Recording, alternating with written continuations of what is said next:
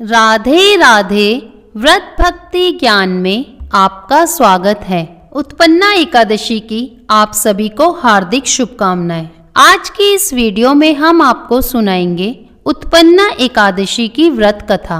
अगर आप चैनल पर नए हैं तो चैनल को सब्सक्राइब करें। एक बार युधिष्ठिर जी कहने लगे कि हे भगवान, आपने हजारों यज्ञ और लाख गोदान को भी एकादशी व्रत के बराबर नहीं बताया, सो यह तिथि सब तिथियों से उत्तम कैसे हुई बतलाइए।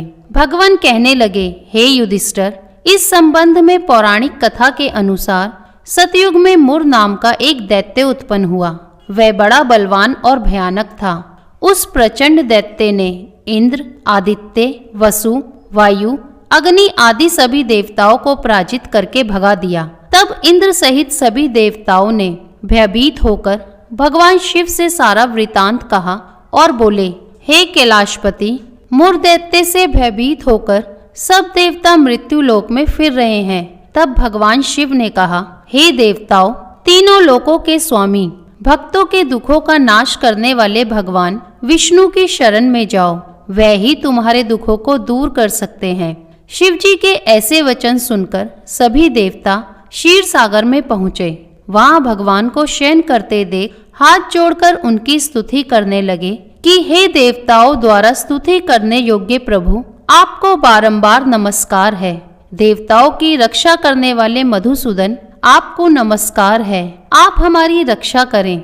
दैत्यों से भयभीत होकर हम सब आपकी शरण में आए हैं। आप इस संसार के कर्ता, माता पिता, उत्पत्ति और पालन करता और संहार करने वाले हैं। सबको शांति प्रदान करने वाले हैं।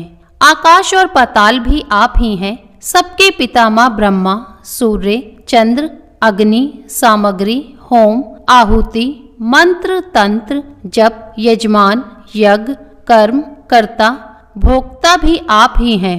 आप सर्वव्यापक हैं। आपके सिवा तीनों लोकों में चर तथा अचर कुछ भी नहीं है। हे भगवान, दैत्यों ने हमको जीतकर स्वर्ग से भ्रष्ट कर दिया है और हम सब देवता इधर उधर भागे भागे फिर रहे हैं। आप उन दैत्यों से हम सबकी रक्षा करें। इंद्र के ऐसे वचन सुनकर भगवान विष्णु कहने लगे कि हे इंद्र, ऐसा मायावी दैत्य कौन है जिसने सब देवताओं को जीत लिया है? उसका नाम क्या है? उसमें कितना बल है और किसके आश्रय में है तथा उसका स्थान क्या है? यह सब मुझसे कहो। भगवान के ऐसे वचन सुनकर इंद्र बोले, भगवान, प्राचीन समय में एक नाड़ी जंग नामक राक्षस था। उसके महापराक्रमी और लोक विख्यात मुर नाम का एक पुत्र हुआ। उसकी चंद्रावती नाम की नगरी है। उसी ने सब देवताओं को स्वर्ग से निकालकर वहां अपना अधिकार जमा लिया है। उसने इंद्र, अग्नि, वरुण, यम, वायु, ईश, चंद्रमा, नैऋत्य आदि सबके स्थान पर अधिकार कर लिया है। सूर्य बनकर स्वयं ही प्रकाश करता है, स्वयं ही मेघ बन बैठा है और सबसे अजय है। हे असुर निकंदन, उस दुष्ट को मारकर देवताओं को अजय बनाइए। यह वचन सुनकर भगवान ने कहा, मैं शीघ्र ही उसका संहार करूंगा। तुम चंद्रावती नगरी जाओ। इस प्रकार कहकर भगवान सहित सभी देवताओं ने चंद्रावती नगरी की ओर प्रस्थान किया। उस समय दैत्य मुर सेना सहित युद्ध भूमि में गरज रहा था।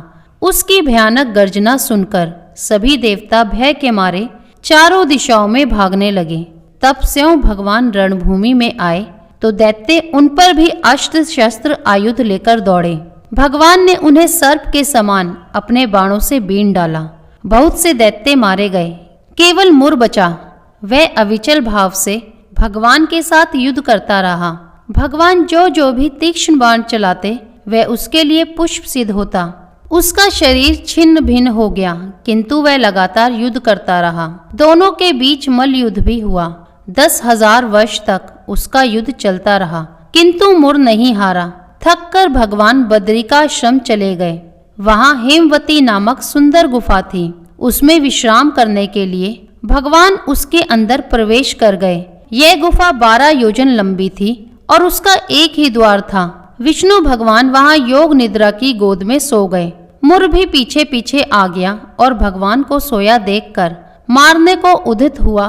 तभी भगवान के शरीर से उज्जवल कांतिमय रूप वाली देवी प्रकट हुई। देवी ने राक्षस मुर को ललकारा, युद्ध किया और उसे तत्काल मौत के घाट उतार दिया। श्री हरि जब योग निद्रा की गोद से उठे तो सब बातों को जानकर उस देवी से कहा कि आपका जन्म एकादशी के दिन हुआ है, अतः आप उत्पन्ना एकादशी के नाम से पूजित होंगी। आपके भक्त वही होंगे जो मेरे भक्त हैं। तो प्रेम से बोलिए एकादशी माता की जय, विष्णु भगवान की जय। अगर वीडियो पसंद आई हो तो लाइक शेयर कमेंट करें और चैनल को सब्सक्राइब करना ना भूलें। राधे राधे।